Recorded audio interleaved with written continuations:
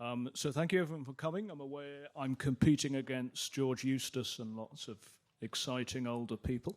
I'll do my best to be riotously entertaining whilst talking about farmland bird decline, but more importantly, what we can do to restore mini ecosystems within farmland, restore the invertebrate food chain, and return to the riotous abundance of life that our farmers created until, and still can of course, until the very recent ecological past. As a matter of brief introduction, my name's Macdonald. I'm a lifelong naturalist, author, and currently work for the Real Wild Estates Company as the head of nature restoration, where we specialize in helping landowners make viable land business from the business of nature restoration, both in the non-farmed deer estate grouse-moor environments and also in the farmed environment as well. I'm only 34, but I've been doing the nature thing since I was about 4.5 when I started raising peacock and tortoiseshell butterflies, which of course were extremely common when I was younger.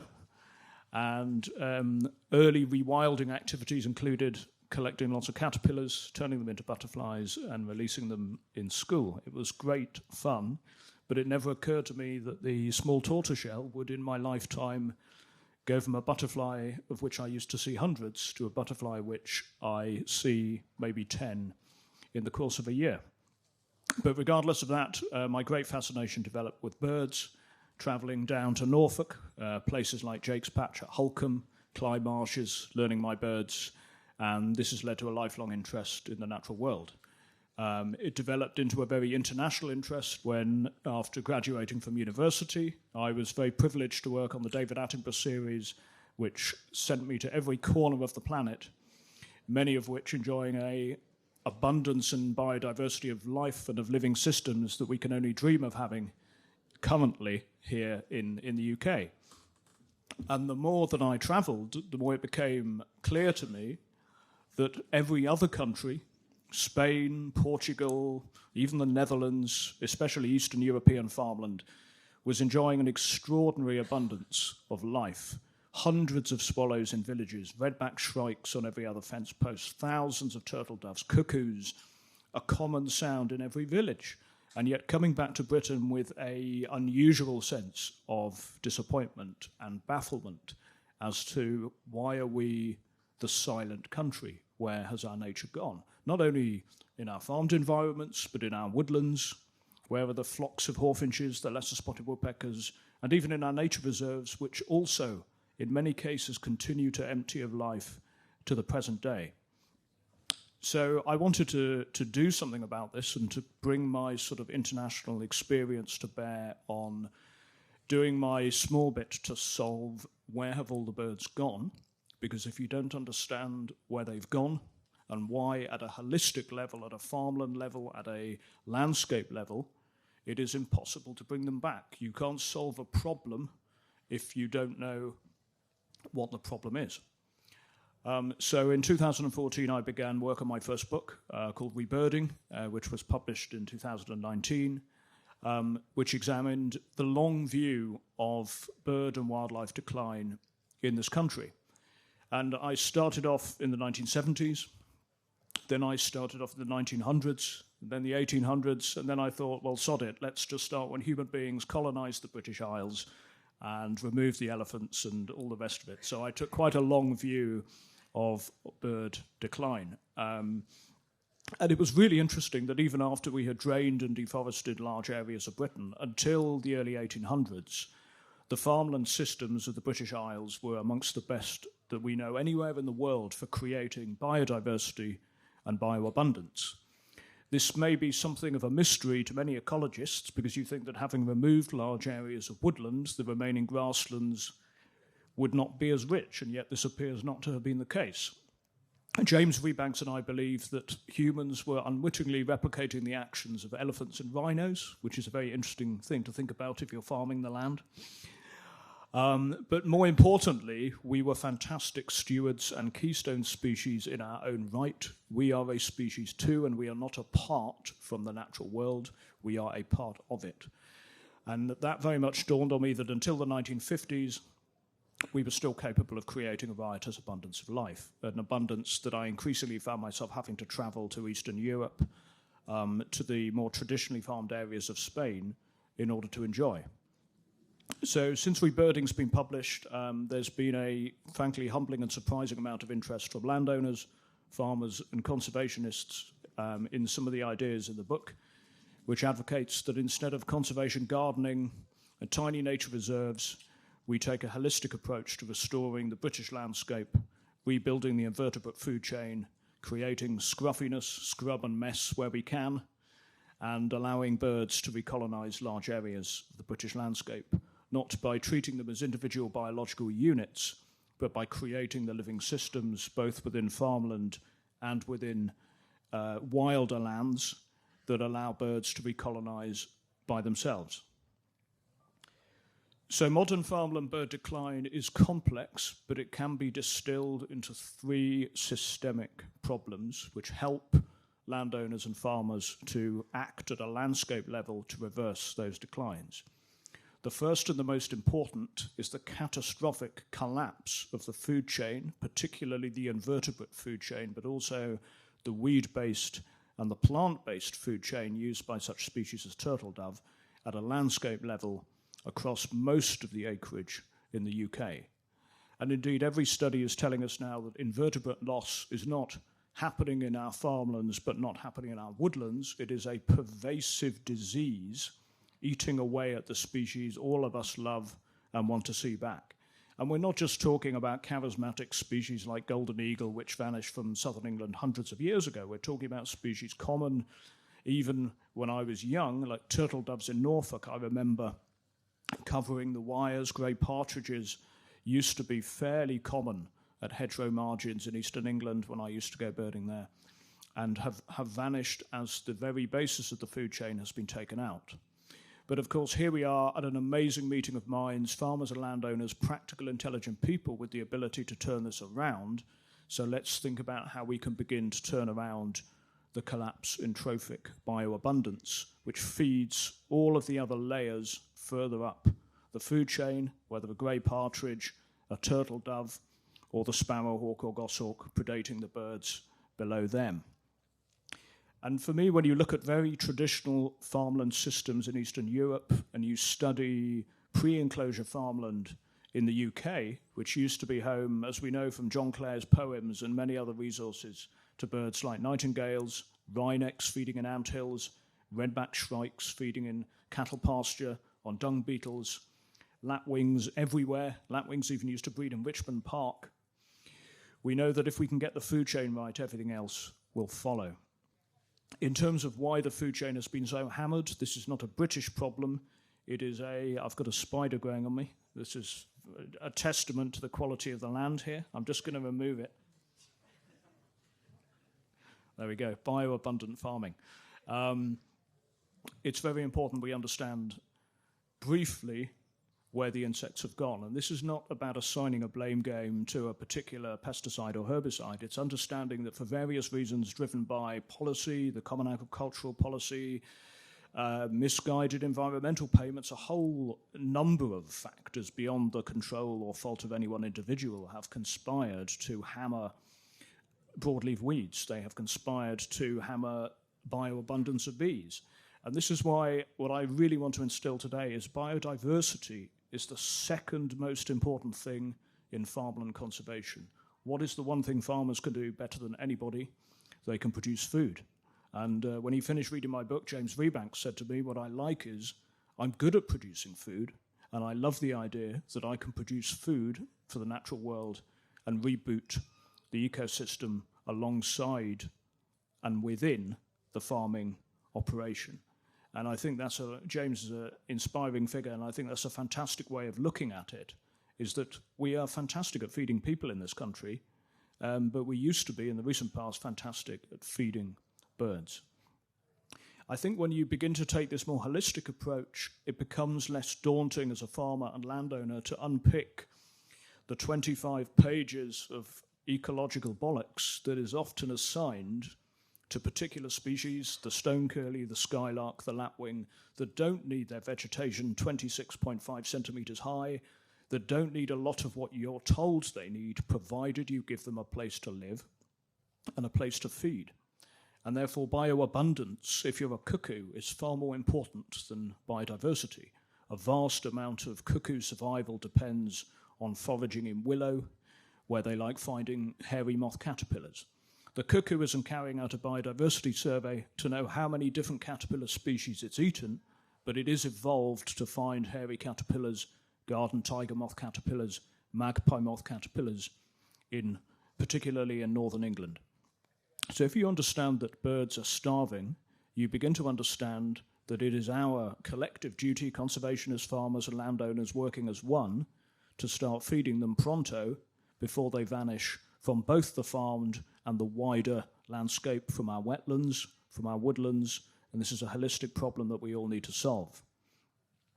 What we're working on at the moment at Real Wild Estates is bringing an ecosystem understanding into farming that is profound but also practical and easy to implement without a vast deal of expense. I've had 11 people come over and tell me how expensive nature restoration can be. The more expensive it is, you're probably not doing it right, because nature, given soil disturbance, given fallows, given scrub, given some bramble, given a little bit of space, is incredible at recovering itself. If you take the zoo gardening approach of tidy birdseed strips and so on, which we know can deliver some limited results, you are never going to see the riotous bioabundance you could have if you take more of an ecosystem-based approach. Now, of course, 16% of Britain, predominantly our deer estates and our grouse moors, is not farmed at all. This gives us 16% plus our existing wild assets like the New Forest to look after what you would call full whack ecosystem restoration. The popular word for this, whilst problematic at times, can be rewilding. And therefore, that leaves the farmed landscape able to conspire with the wild areas to produce ecosystem functionality. So connectivity of hedgerows, connectivity of woodlands across miles, orchards, landscapes that can be both simultaneously farmed but also replicate elements of lost ecosystems. I'm a huge fan, for example, of silvopasture, and a great fan of both the traditional orchard and of planting new orchards, because the orchard is a fantastic means to combine, of course, grazing and fruit production. It removes the enmity of having trees within the farmed environment, because you have both wood pasture, functional woodland and livestock all in the same environment, which, of course, in Constable's times, as we can see from the paintings of Britain 200 years ago, was merely the agricultural norm. As Rebanks has pointed out, Britain's farms used to be full of trees, not full of dark, unproductive forests, but full of wood-studded landscapes. We had whole species like the wryneck, an ant-eating species of woodpecker, that disappeared when the early pastoral systems were removed. But what we're seeing is a fantastic groundswell towards dung beetles, towards zero-input grazing. And we can bring a huge amount of these habitats back, and many farmers already are. But the other thing we need to understand is that whilst farmers are able to help with restoring birds that are near their farms, they are not responsible for birds that vanished from entire landscapes hundreds of years ago, which is why I remain a passionate advocate for reintroductions of turtle doves, of grey partridges. We conservationists, not farmers, need to be normalising the process of reintroduction. So when you get your land right, putting back turtle doves, putting back redback shrikes, putting back wryneck, species that may now be able to re-exploit the farm landscape but are effectively extinct, whether regionally or nationally, is something you can do. You can apply for a grant to say, I've been doing all this work on, dung beetles through my extensive grazing regime. Where are my wrynecks? Well, the answer is the nearest population's currently in Finland. So good luck with that. You're going to need some serious investment, hopefully from the private sector as well as the public sector, to upscale the restoration of life to the land. Otherwise, you'll be having these fantastic habitats, but they won't ever recall the true bioabundance of the 18 and early 1900s. But I believe that is a specialist matter where we should come to farmers and landowners with the solutions. But if you're a farmer looking at a a mid-sized farm and estate, you want to, of course, continue producing food. What is the crib sheet for what you can all do, regardless of the landscape, that will engender extraordinary bioabundance? And the very catchy word for this is small-scale heterogeneity, small-scale variety writ large. If we look at the pre-enclosure farmland landscapes of Britain, which we're not going to have back, but if we look at them from an ecological point of view, they were full of the juxtaposition of a habitat against another habitat against another habitat. A lot of the most extensively grazed areas traditionally would have looked like Charlie's Land down at Knepp, thorn-studded pasture.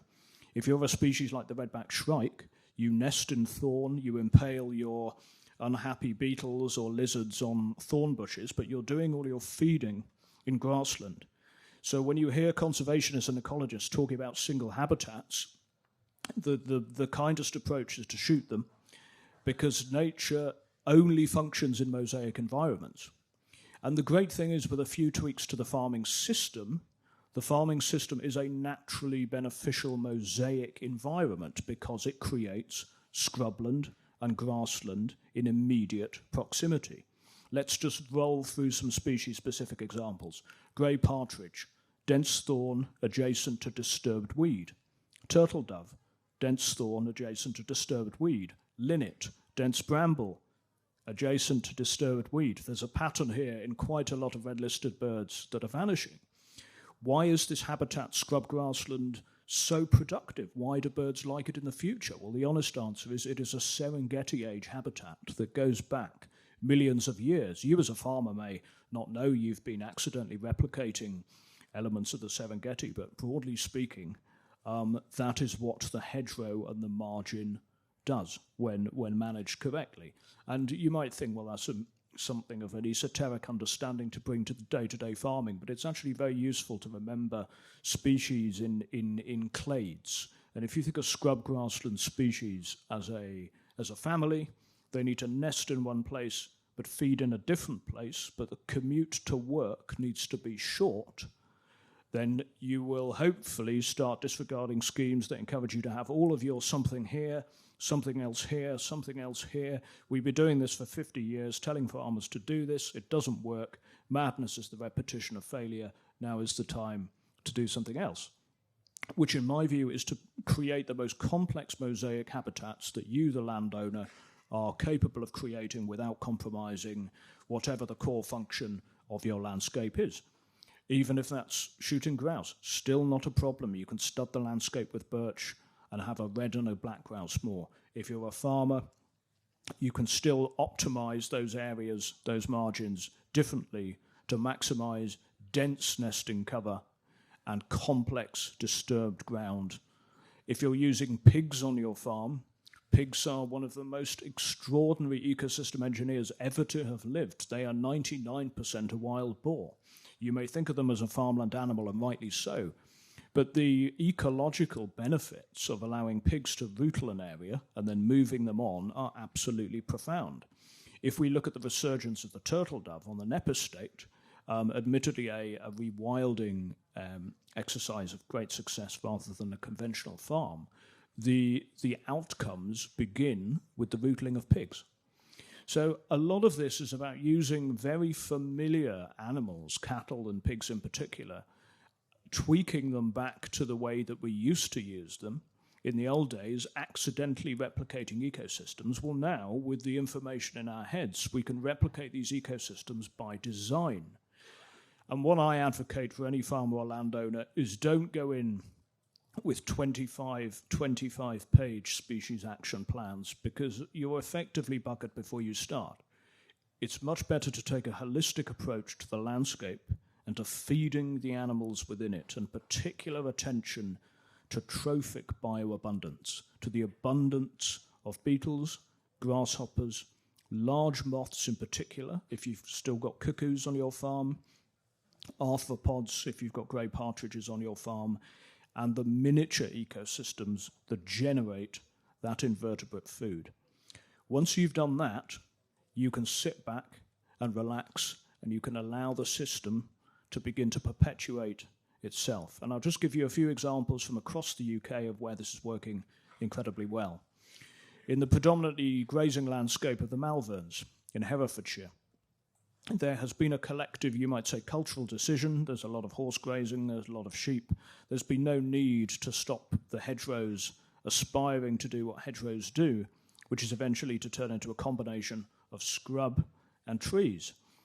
As a result of this simple neglect or enlightenment, as I would call it, species as rare as marsh tits, dormice, tawny owls, and lesser spotted woodpeckers, now critically endangered, can move from one wood to the other.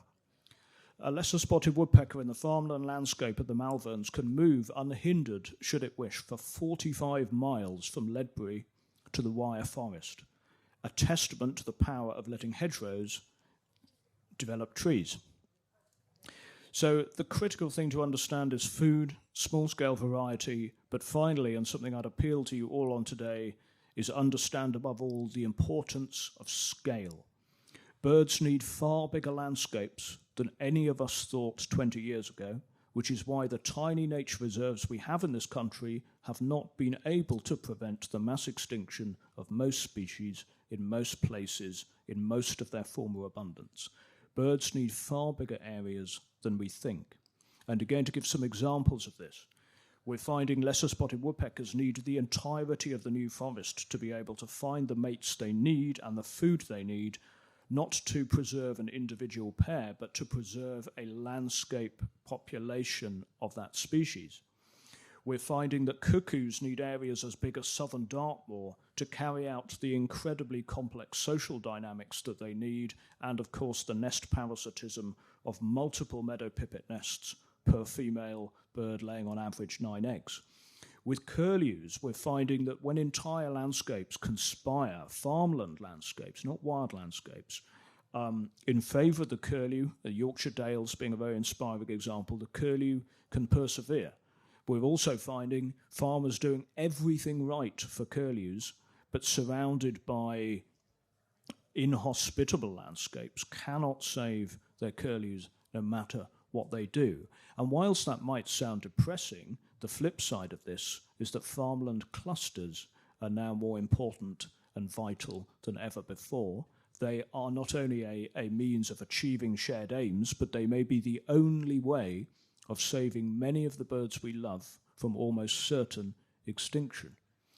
Now, that landscape doesn't always need to be optimal. It doesn't need to be impractical, and it certainly doesn't need to be rewilded. What it has to contain is extreme bioabundance, extreme connectivity, and broadly speaking, you need your birds to be able to move around the landscape. I had a fascinating conversation with a brilliant Lincolnshire farmer this morning, already 50 pairs of tree sparrow on his land, very productive farm. However, in spite of him doing everything right, occasionally all the tree sparrows have a collective conversation and they decide to bugger off and fly 10 kilometres because guess what?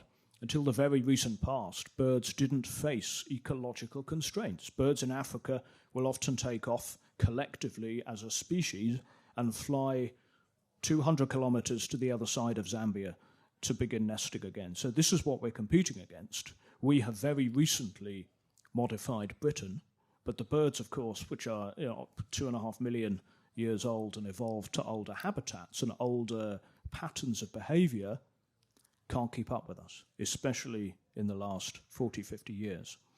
So the collapse of meta-populations, and anyone really wanting to read up on this, Professor Ian Newton, probably our greatest living ornithologist, has written some quite dense but really brilliant stuff on this. I have distilled some of that in my book, Rebirding. Explains why, even if you're the farmer doing all the right things, your frustration at a lack of reward may be explained by the fact that the species you're managing for needs a much bigger area than you have been told, let alone the area that the SSSI statement for some of you tells you that that species needs. Now, in order to facilitate farmers and landowners to restore mosaic and dynamic habitats, we need a fairly enormous bonfire of ecological paperwork. I'm somewhat unusual in having argued that one of the most dangerous things for the restoration of British wildlife, rather than its zoo preservation, is the triple SI. And this has been driven into me during this short conference by landowners coming up to me with the most inspirational ideas for wooded grouse moors, mosaic habitats, and time again, they are saying to me, we'd love to do this, but Natural England triple SI prohibit this from happening. Now, this is, of course, an evolving, dynamic, and positive conversation. With brilliant people like Tony at Natural England, I'm sure the situation will begin to change, but we need to make sure that we are not shackling farmers and landowners from using their considerable intelligence to create far more aspirational nature environments than we have at the moment. A lot of people say, well, we need to protect, the tiny bit that's left. There are two things I'd say to that. Firstly, it simply doesn't work, because you are often protecting a species at the end of its life expectancy in Britain. Therefore, you cannot hope to understand what it actually needs. And I'll just give you a few very perverse examples of how this has limited us all in our quest to return nature in recent years, starting with the seal bunting, often regarded as an ecological success story. Now, there's no denying that if you have a lovely thick Devon hedge and a lot of stubble next to it, that is one habitat that the seal bunting likes. But we need to just take a backward step. Who decided that the seal bunting was particularly important? Who decided that the seal bunting indicated wider ecosystem functionality? It's not a beaver. It's not a cuckoo, which tells you everything you need to know about the moth population on your farm. It's a nice bird that nests and feeds in stubble. But of course, the great irony is if anyone gets on the ferry to northern Spain and walks up into the hills of northern Spain, you will find abundant seal buntings, all in very low intensity upland cattle pasture, nesting in trees, without a Devon hedgerow in sight, without an RSPB planting regime in sight, without any stubble in sight. Doesn't need any of these things at all.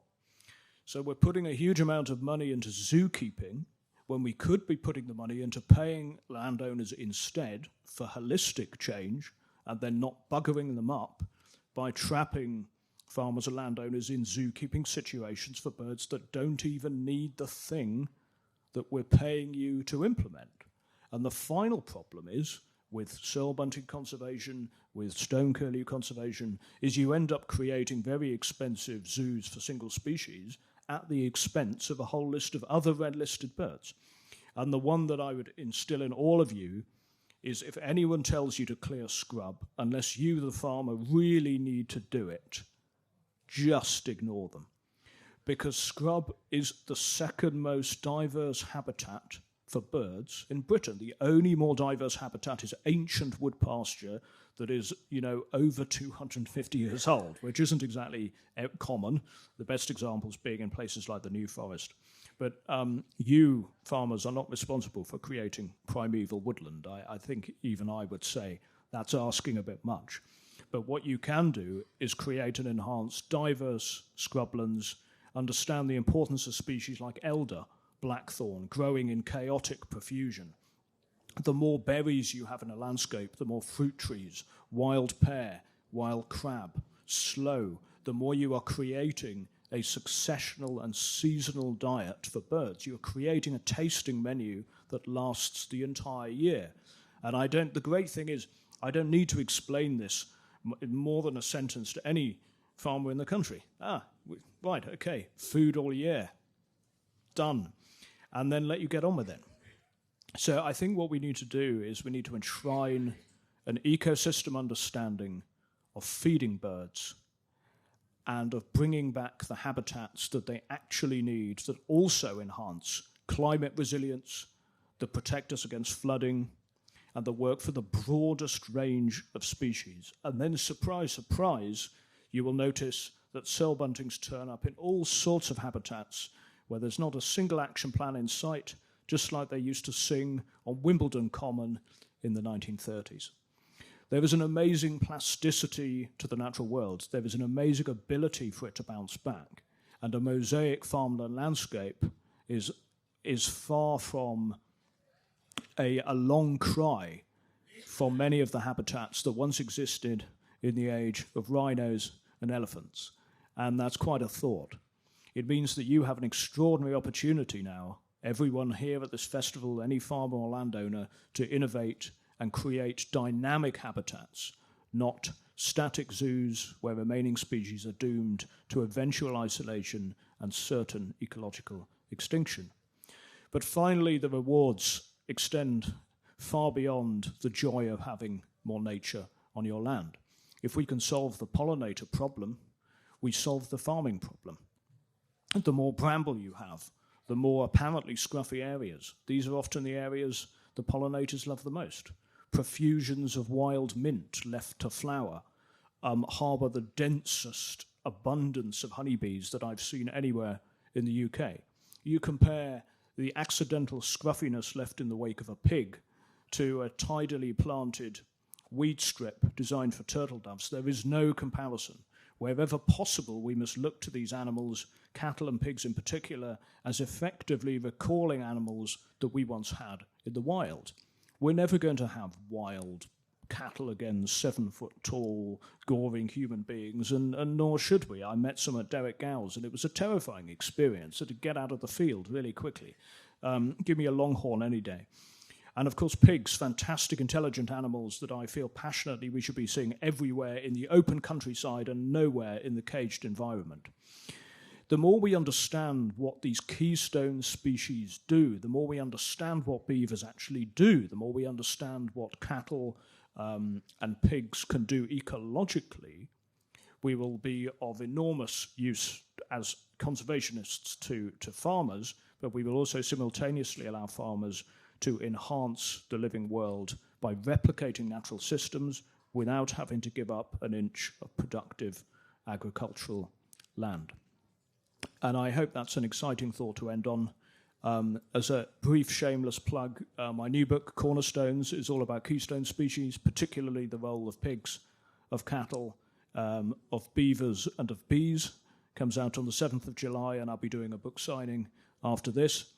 And should you wish to know more about our work at Real Wild Estates, where we are working to enhance nature in the farmed and the wilder environments as well, then please do come and see us. I think from recall we are at D21B, catchy, and we'd be delighted to talk to you more. I think it's very important to end on the fact that we believe that younger people in the rural landscape are now a genuinely endangered species.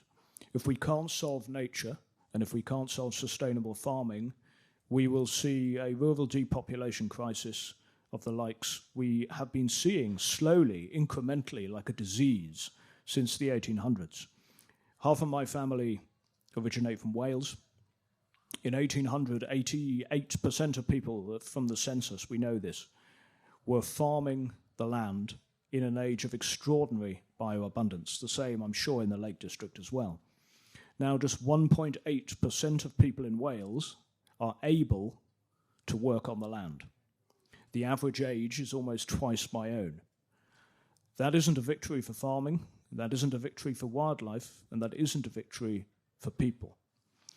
If we can embrace extreme diversity in our farm landscapes, yes, we will need to do some rewilding. We will need some areas that are simply going to be unsuitable, that are going underwater to give us our big marshes, our deltas and the Somerset levels. Our hunting estates that are often doing naff all ecologically to be really invigorated and enhanced with great ecological aspiration. But if the rest of the land can be simply full of life, then I believe we will sustain farming, nature, and people long into the future. Thank you for listening.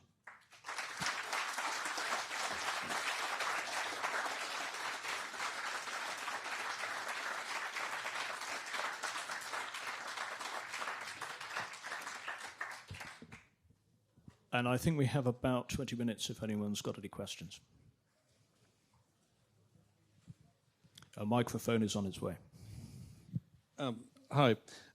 If you're into keystone species and their attitudes, where do you sit regarding badgers and their ability to actually hoover up a large proportion of ground nesting birds? That's a fantastic question, and it's one I've covered in Cornerstones, but I'll tell you the answer now, and I'm just glad Chris Packham isn't in the room. Badgers are not a keystone species. I'll tell you a little anecdote, obscure as it may seem, from the Naliboki forest in Belarus. I'm not suggesting that we have wolves, bears and lynx back in the UK, but I can tell you what they do. And the first thing that they do is they're very good at crunching their way through very significant quantities of badger cubs. Lynx will wait outside a badger set. As soon as a young badger comes out, that's its kind of Burger King experience for the night. The following day, it goes back, it does the same thing. Wolves take it to the next level, digging up badgers completely, and bears just come crashing through the ceiling and cause absolute chaos. So the ecosystem original solution to badgers is they're not supposed to be very common. You don't find them in much healthier habitats in Eastern Europe, which are full of ground nesting birds. And shall we just say it raises an interesting question as to why we have put the badger on an ecological pedestal, possibly because it's black and white.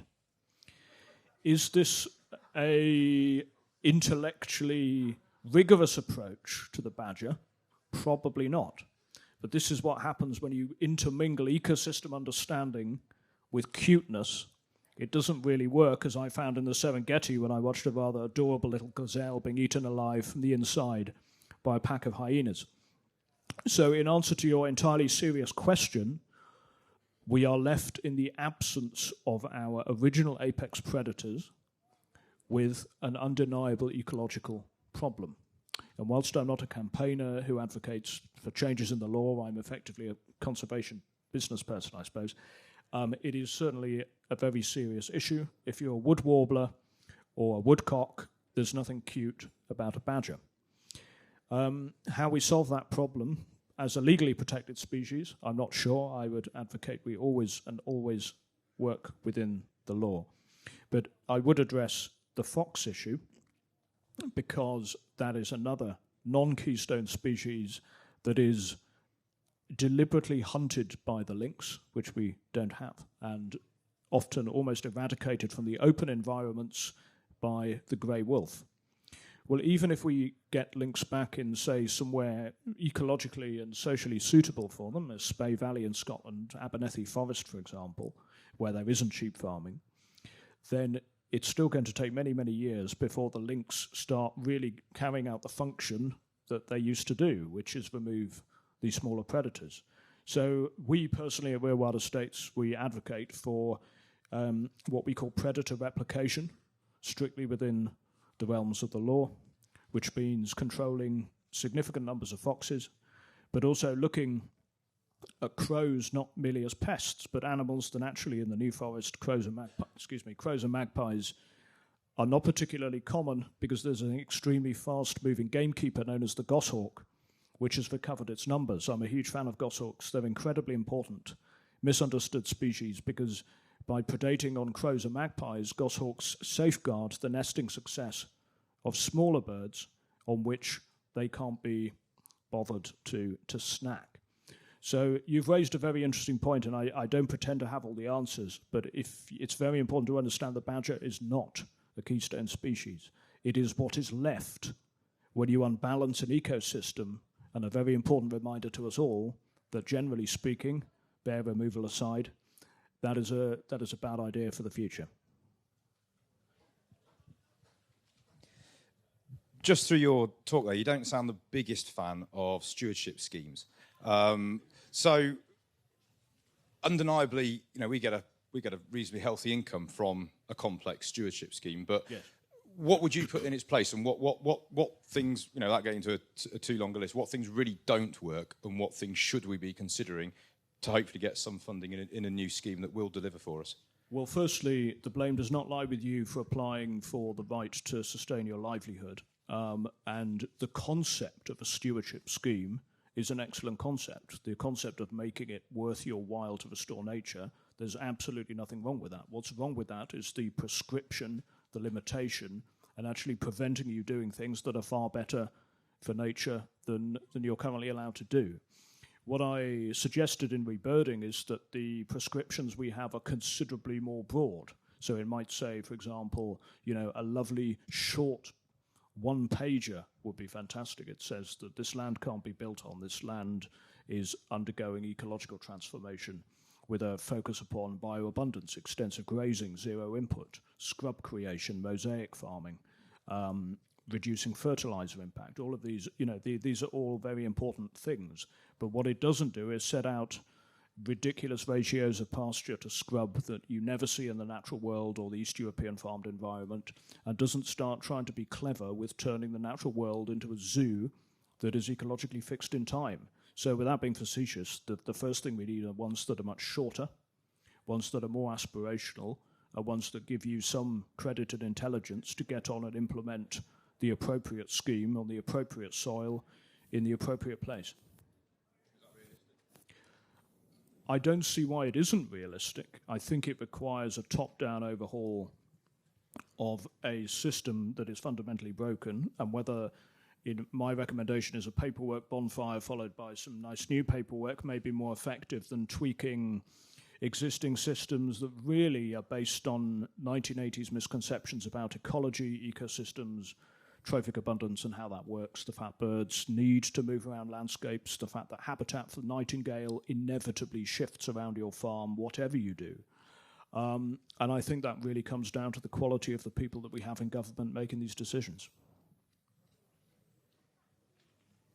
Hi, Ben. I thought Rebirding was awesome, by the way. One of the best books I've read for a long time. I've got a couple of things that I wanted to sort of, just to talk about. One is the kind of Serengeti principle of Salisbury Plain, and how, it feels. I think we sort of have the same thoughts that Salisbury Plain was this amazing Serengeti landscape, open and large, and how, if that was to be the case, would you go about managing that in modern day? And then the other thing I want to ask as well is about the role of the pig in open grassland systems, and whether you actually think that is the correct ecological place for them, given that they appear to be more of a wooded species, and so yeah, those two things. I was hoping there wasn't going to be a third question there, because it would have challenged my memory. Okay, so I'll just tackle the pigs first. Like a lot of ecological labels we use, and I have talked about this in Cornerstones, if we just look to the wild boar as the ancestor species, one of the most adaptable animals on the planet, and it would have been everywhere. It may have preferred the shelter of woodlands, but actually in the Mediterranean, very common animal in grassland, in Maki scrubland, in the marshes of Iraq, boar are incredibly good at swimming. This is an extraordinarily versatile animal that we would have had everywhere, which explains probably why the impacts in places like the Napa State have been so positive. When you combine pigs with sunlight, you get all of the benefits of the rootling being followed by rapid and diverse floral succession, leading to very positive outcomes, whether you're a linnet or a turtle dove. So that's my answer on pigs. What was the first question again? Yeah, well, funnily enough, my partner works in the MOD, and I've been able to get up onto Salisbury Plain, especially during COVID. They kept the firing flags down for quite a long time. We were able to go in. I mean, it is already a pretty amazing landscape, because it reminds you of what happens when chemicals, fertilizer, pesticide has never been applied, because it was isolated before by the military. This came about. So the bioabundance is fairly extraordinary, but it is way too homogeneous. It's being managed as a kind of extensive butterfly farm. But if you imagine studding it with hawthorns, with dog rose, with blackthorn, you could be creating metacolonies of redback shrike. You could be creating a really diverse Serengeti landscape. And, it's not ridiculous to look at these big areas that aren't being farmed and apply a much greater degree of ecological aspiration. Bison on Salisbury Plain is not a silly idea. Bison in a small farm is a terrible idea. Bison in a city could be interesting. But I think, yes, the problem is, of course, some organisations move faster than others. The MOD is brilliant. It's not renowned for the speed of its movement when it comes to these habitat decision-making exercises. But I would personally love to see the Serengeti approach taken to Salisbury Plain, because I think it would, not only transform that landscape, it could still be used by the military, but also monetize the ecotourism, and it could become a real beacon of what's possible when we put our minds to the wilder areas of land in the UK. Hello, my name's Michael Haybrook. I farm in the River Tame area, and we had, 50 years ago, there were curlew, redshank and lapwing about, and they've dwindled away. And then I went 20 years ago into stewardship, and the lapwing, which had more or less vanished, we managed to start with one pair nesting. That built up to probably 6 pairs, so we're doing rather well. Take it 12 years ago. Then there's a big cattle station underneath us with open feeding, and the kites have moved in, and now there are over 100 red kites circling our area and the whole River Tame Basin all the time, and that's got rid of everything. So that was a bad reintroduction. If it's protected, there you go. Well, although I didn't hear a question, I will answer that, because yet again the red kite is a mesopredator. In areas of Poland where you have white-tailed eagles, red kites are displaced from large areas of their territory. But it's interesting when we look at the density and the spread of the red kite. Certainly, of course, they were reintroduced. But also, if you look at the artificially high densities, especially in Oxfordshire, and I say artificially, I'll explain that now, they are sustained by pheasant discards. So in a natural system, you wouldn't be seeing that. So I take a perfectly practical approach to birds of prey. They're beautiful-looking creatures, but they have to be able to regulate themselves. Why I'm such an advocate for reintroducing species like the eagle owl. They are top-down regulators of other birds of prey. This makes me very unpopular with people who say there were never eagle owls here, or we've spent a long time trying to get our red kites back. That doesn't matter. That's a human-centric point of view. It's not an ecosystem point of view. But I think it's devastating when you put so much time and effort into a good bit of conservation to be hammered by something beyond your control.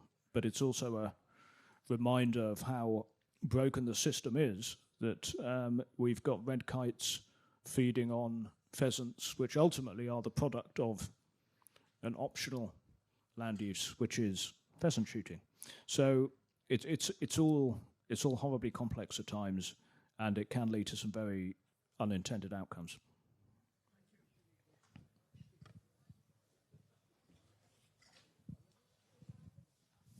Hi, Sam Vincent. We farm cattle in Dorset. Just wondering, is there breeding programs for the likes of wryneck and other species that you were saying that even if we have changed a lot of our management techniques in the last few years, like insecticides, and seen the increase and all this, do they exist? Or are they in demand? Is there enough land area? They should exist. They should be common, but they're not, because we are behind. That's on us, not on you. In my view, and I know others, Derek Gow, share the same view, is that we need to be, and I say we, conservation and the private sector as well, need to be monetizing very large breeding facilities for our lost species, suitable lost species, insectivores, for example, but also preparing for the fact we may not save the turtle dove this time round. Looking at the current distribution map of turtle doves, it seems very unlikely that we'll be able to do that. So in answer to the first part of your question, no, there should be. I'm working on this myself to try and raise capital to begin this. And obviously we've got, we do have esoteric but brilliant people like Derek Gow breeding water voles and a variety of species. Wryneck is particularly ecologically complex. Do we have the space? Well, this sort of comes back to the cluster argument. If you are using your cattle in the traditional manner, creating anthills, then yes, you are creating wood-studded grassland landscapes. You have wryneck habitat, but again, we need to look at the acreage of your land, and then we need to see what your neighbours could do. Just thinking of a question: does mob grazing affect anthills? Not if done correctly, no. Normally, Right. any form of nomadic grazing, in my view, is beneficial to anthill creation. And do you think farmers are speaking out enough to say they've got these changes? I'd say I'm hearing a lot more positive, let's get on and do this from farmers and landowners than some people who seem to think we just need to protect what's left. I mean, we have staggeringly little left, and we need to be bringing life back across the farm landscape, mass reintroductions of curlews. We need to get to the stage where as soon as a farm or farm cluster says, right, we've sorted the land, conservation has turned back up and released 400 or 500 curlews, because you need vast numbers of these small, fragile birds at once to militate against predation, against African migration risk. With the wryneck, only 33% of birds that leave Poland and Germany come back the following year. That's always been the case, but that's because these are ecosystem-evolved species. So, to be honest, I get emails almost daily from farmers telling me they've done something amazing, but feeling very disconnected from the wider system. And I think we need to have reintroductions normalised and standardised. There just needs to be one permit per breeding facility from Natural England. Native species, it's not going to fly off with a sheep like a white-tailed eagle. It's not going to harm anybody. Why even get in an application? Let's just crack on and do it. But we're not there yet, unfortunately. Yeah, definitely.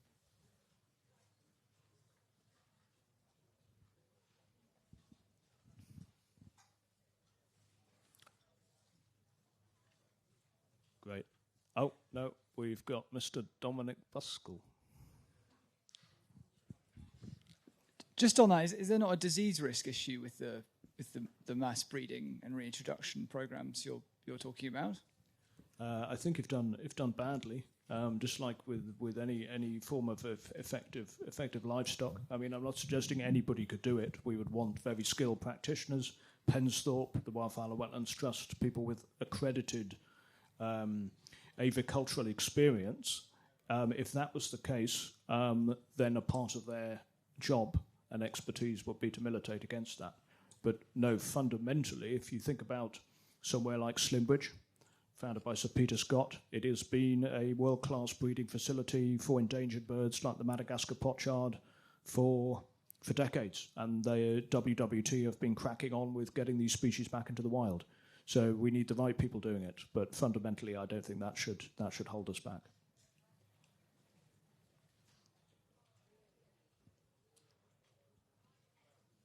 Hi.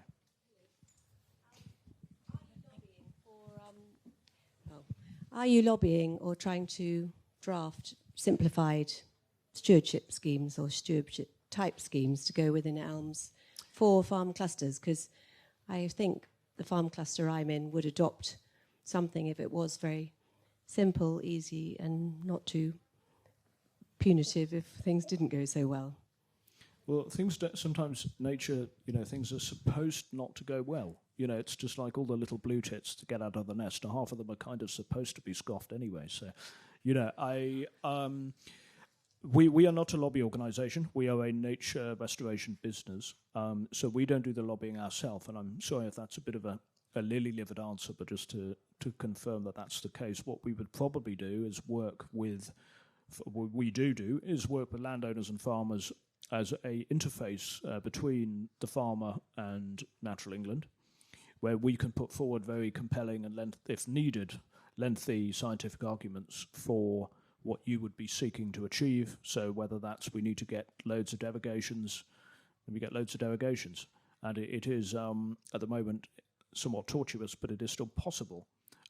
If you look at Charlie at NEP, for example, I think he's got dozens of derogations for doing extraordinary nature restoration. Of course, it would be lovely to simplify it, and I am very open to sharing my ideas with Natural England and Tony Juniper, and indeed I have, that we deprioritise the micro in favour of the macro and the big picture. But we are very happy to work with landowners to make that process as possible as possible. Just a response on the elm side of it. Thanks. I think there is that intention on the farm cluster idea with the local nature recovery level of elms. What it's going to look like, we're not sure yet. I should add, we don't want to get into undue natural England bashing. We had a fantastic meeting with Tony and the team earlier in the year, and it does seem there is now a real ecosystem-led, very forward-thinking approach. The challenge is ensuring it percolates down from Tony and a really brilliant progressive team into a suitable but not extensive amount of paperwork, and then progresses down to you and the local representatives. I think sometimes the challenge can lie at a local and a regional level, but no, it is very exciting. We are excited by elms, definitely.